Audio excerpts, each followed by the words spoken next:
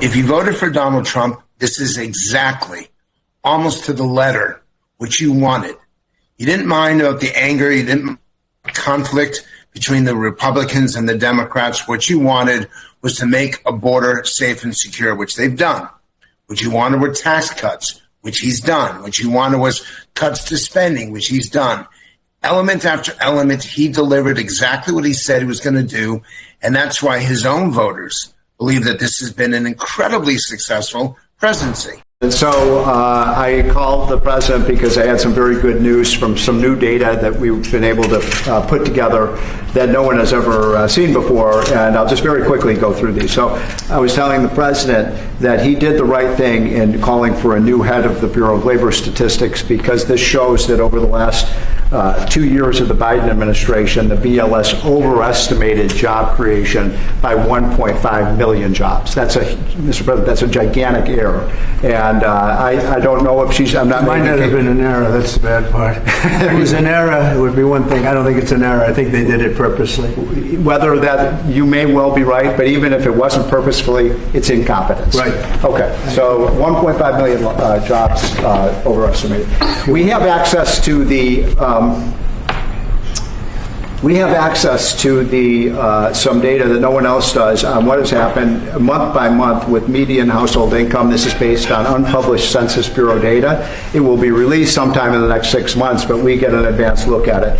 And so I was telling the president in his first 5 months in office, starting in January through the end of June, the average median household income adjusted for inflation for the average family in America is already up $1,174. That's an incredible number. Yeah. Just came out. Just came out. So that's a giant gain. And if I would have said this, nobody would have believed it. There's your number. We're doing well.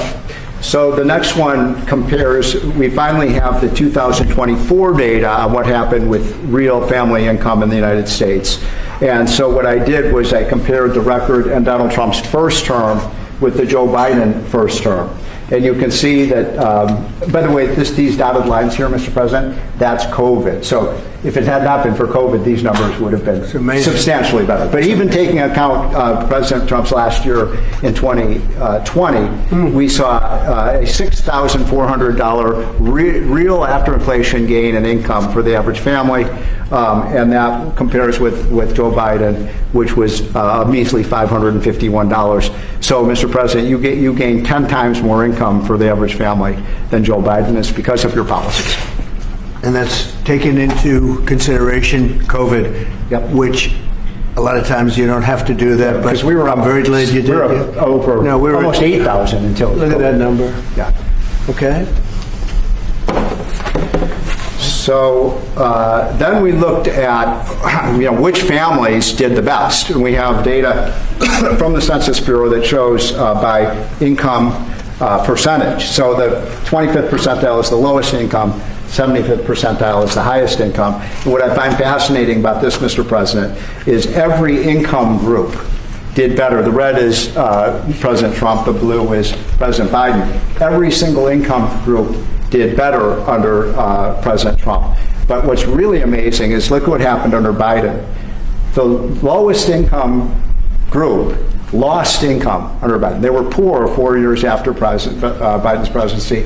No gain virtually whatsoever for the middle class. And the rich was the only group that did better under Biden, which is ironic because Biden keeps saying he was trying to get rid of income inequality. He made income inequality worse, not better. It was President Trump that reduced income inequality. These numbers just came out, by the way. Yep. And then finally, these are the numbers I just showed you in percentage terms. Mr. President, these are the numbers in dollar terms. So even the lowest income, 25th percent, gained about $4,000 in income. That's a lot for a lower income family. $6,400 for the middle class and almost $10,000 for the richest. So you can see every income group did better under Trump than Biden by a wide margin. That's the story. And so we're seeing statistic after statistic that shows that the Trump policies have been working. I'm going to be showing you what MSNBC has been saying, and I'll also take a look at the comments section to see people who literally cannot agree with the numbers that are being presented, simply because the numbers were being presented by the Heritage Foundation, an independent study on this. But this is another number coming from the S&P 500 that shows how the economy has rebounded under the Trump presidency. Here's a look at earnings expectations. What a chart this is. It's been a very strong quarter despite tariff uncertainty, with 82% of S&P 500 companies beating estimates so far. That's the highest rate since 2021. And there you have it. You'll see in the comment section when I present it how a lot of people who have a very bad case of TDS disagreeing with the numbers simply because it's coming from somebody who happens to agree with the Trump policies, and then the numbers tie in with the realities of the results of the Trump policies. Let's look at what MSNBC has to say about Trump's numbers, in spite of all of the wins that have been taking place. A new Gallup poll finds that Donald Trump and his administration are deeply unpopular with Americans. A poll on Americans' views of world leaders, including the Pope, President Zelensky, Bernie Sanders, AOC, has Trump and his administration at the bottom of the pack, with Trump's approval rating at just 41%. It doesn't get better for Trump the more polls you look at. A new UMass Amherst poll has Trump's approval rating at a mere 38%, with 58% disapproving of his job performance, a 28% gap. According to that UMass poll, Trump is underwater in every single issue area that Americans say they care about. He gets 31% approval on his handling of inflation.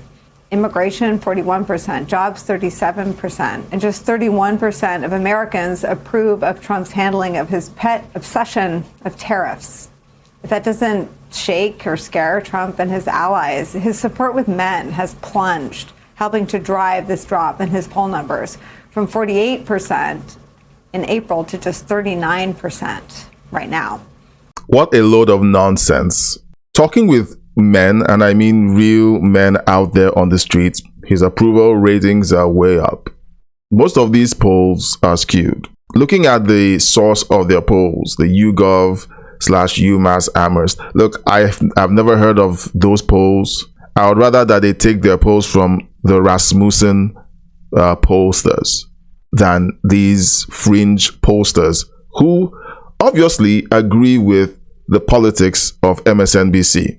We saw a Biden presidency that lied about the job numbers. MSNBC and CNN raved about the job numbers until it was proven that they were false. And then they were all quiet. Let's look at what some of the comments had to say about these job numbers. And you'll see that the cases of TDS that have been pushed by mainstream media is quite disturbing, because people just can't deal with facts anymore. So we have these comments on the numbers that were presented. Wow, who knew Stephen Moore could stoop this low? MAGA people who see this, they're lying to you. They think you're stupid and won't question it. Yes, we question everything, and we're waiting to see the realities. Look, I've had black people who said that their pocketbooks were better under the Trump administration. I have white people who say the same. I have Canadians. I live in Canada. I have Canadians who said that the economy was better under the Trump administration's first term. So please get a grip of your TDS. Did your income go up in the last 7 months? Mine hasn't. Look, Trump could hang the moon and people will still have something bad to say about him. That is called TDS. If Trump does something good and you can't say, hey, good job, and you have to find something malicious to say, you're suffering from a clear case of TDS. We can go on and on about the negative comments. I see negative comments in my feed regularly under my videos. My best performing video with over 1.7 million views has more negative comments about Donald Trump than the positives. And why is that? It's because conservatives don't have time to hang around content online and troll them. We're busy doing other things. We're busy building our lives and our families. It's usually people who don't have a life that go ahead and start trolling on the internet. We do not have the time to do that. And that's why you do see more negative comments online. And that's a fact. Trump's numbers have been great. Optimism has been great. The border is secure. The economy is trending upwards. Foreign investments in the United States has been increasing by the month. Yes, there are tariff uncertainties. That is how the economy is. When something shifts, the economy tries to adjust for those shifts. People who spend money wait to see if things are going to work out the way they are meant to before they begin to spend, and companies are spending. So let me know what you think of this video. Give your comments in the comment section. Do you think that these numbers will hold up after 3 months? Do you think that all of the promises that Trump has made have been fulfilled according to the first clip that we saw? And let me know how you feel about the direction that the United States is heading in with everything that you're seeing, with all of the deals that the Trump administration has been making and more, all in the comment section.